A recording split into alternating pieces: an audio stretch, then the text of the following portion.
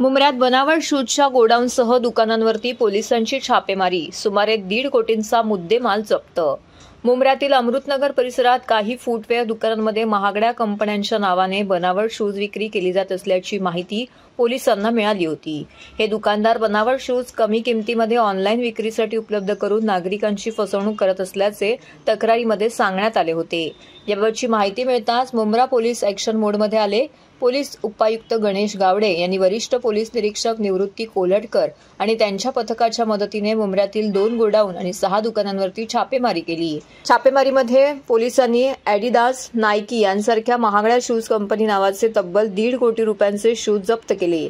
अशा प्रकारे आणखी तक्रारी प्राप्त झाल्यास त्यावर कारवाई केली जाणार असल्याचे पोलीस उपायुक्त गणेश गावडे यांनी सांगितले।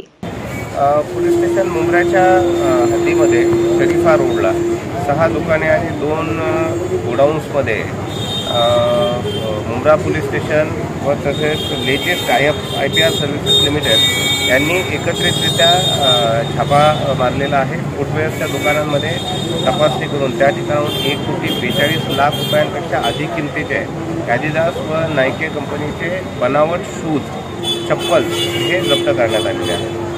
सर, आपल्याला ही माहिती कशी कळाली, म्हणजे कसं हे झालं होतं?